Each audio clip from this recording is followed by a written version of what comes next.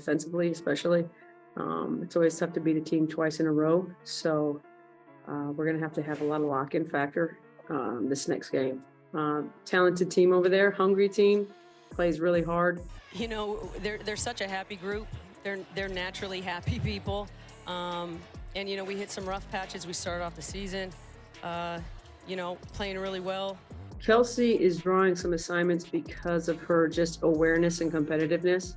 She's just, she's a pain in the butt defensively.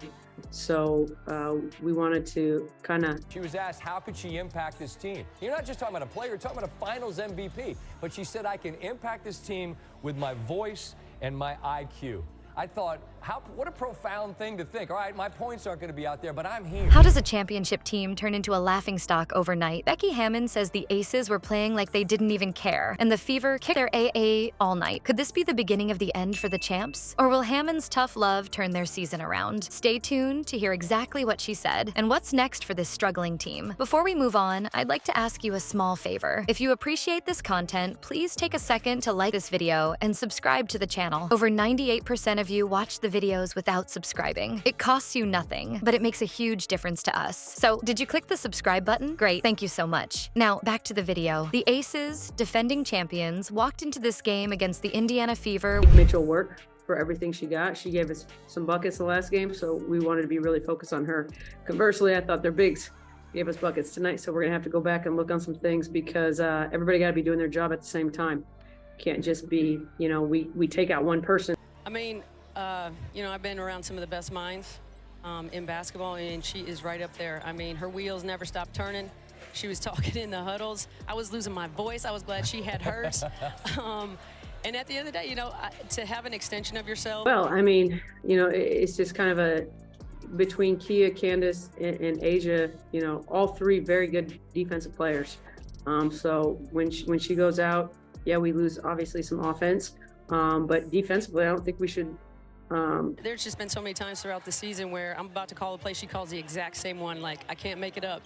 Like I was literally about to call that play. And I just have so much respect for her, how she approaches a game, how she leads her teammates. With every reason to feel confident, the Fever, a young team struggling to find consistency, didn't even have Caitlin Clark available. On paper, it was one of those games the Aces should have breezed through. Easy win, right? Well, not even close. Instead, what happened was an absolute disaster. A performance so out of character, it left head coach Becky Hammon furious. From the opening tip-off, the Fever came out aggressive, playing with energy and focus that caught the Aces completely off guard. Meanwhile, Las Vegas looked flat, almost uninterested at times. They couldn't hit their shots, sinking just 26.2% from the field. Think about that. A team full of elite scorers couldn't even crack 30% on the night. Hammon called it a lack of energy, and the stats back her up. On top of the shooting struggles, they turned the ball over 19 times. It wasn't just sloppy, it was chaotic, with passes landing in the wrong hands and possessions ending before they could even get started. The Fever, they didn't just play better, they outworked the Aces in every way. Becky Hammon later compared the game to a rugby match, and she wasn't wrong. The Fever were relentless, driving to the basket with force, grabbing second chance opportunities, and putting the Aces on their heels. At one point, it was like watching a fast break practice. Indiana's downhill plays weren't just confident, they were ruthless, catching the Aces' defense completely out of sync. The term Hammon used? Trash. And no wonder. It seemed like the Aces didn't even show up. But here's what makes this loss sting more. Aja Wilson had 29 points. Think about that. One of the best players in the league did everything she could, and it still wasn't enough. That's when you have to ask about the mindset of the rest of the team. Be hit too hard. We just have to have a better level of lock-in. They were beating us on some very basic, you know, roll and replace stuff. So we're gonna have to go back and look at that and see if we can't. Yeah, I mean, she's a special human. I said this to Rebecca a minute ago about MVP voting, and I think maybe we saw it in the NBA last year where people just get bored voting for the same person. I don't know if that happened to Asia. I mean, we have depth. That's why we have the bench that we have. I feel good about Alicia Clark coming in. I feel good about Kia Stokes coming in and on down the road. So we shouldn't really miss a beat when somebody gets into foul trouble, even Asia Wilson. And your team's down and you go on this big run and you need somebody to be the most valuable player on the floor in the third. There she is. How do you best explain to our viewers what you get from that player night in, night out?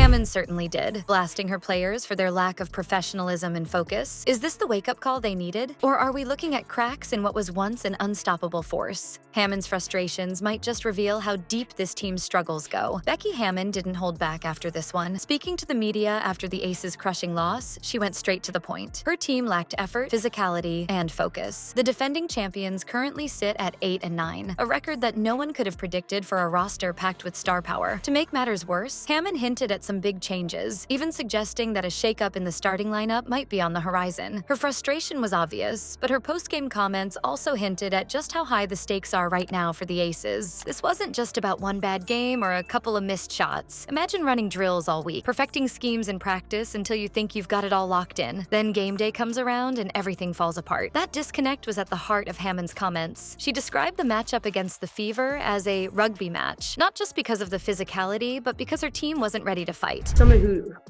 she never gets like out of her box. Like she's just very smooth in what she does. She makes it look easy out there. She just knows how to play. Like if I was going to play a pickup game, I'd want her on my team. Instead of just looking at stuff, and I mean, all respect to Stu, I love Stewie's game. Don't get me wrong at all. I love AT's game. I just felt like efficiency-wise. And so she just finds spots. She picks you apart. And then she can score on all three levels. She's got a three ball, she's got a mid-range, and she can take it to the rack. So those types of players are also, they're just hard to guard. But yeah, I'm a fan. I like her game a lot. There was no comparison with her on both ends of the floor. And she just put this team on her back. I told them in the fourth quarter, the ball got to run through Asia.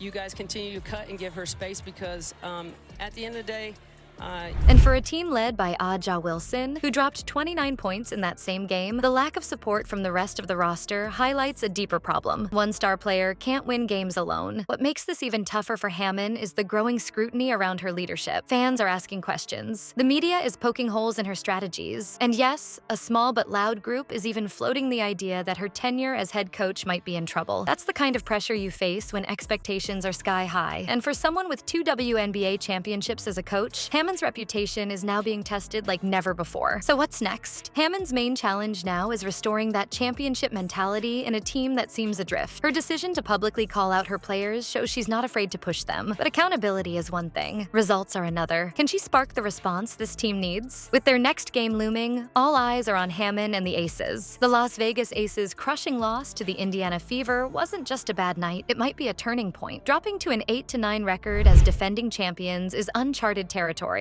And Becky Hammon's frustrations reflect just how far this team has fallen. Aja Wilson said, "We haven't been ourselves. Our defense has to be 10 times better," pointing to the larger issues plaguing the team. This isn't about one player or one game. It's about whether the squad can find their identity again. So is this their wake-up call, or the moment their dynasty truly starts unraveling?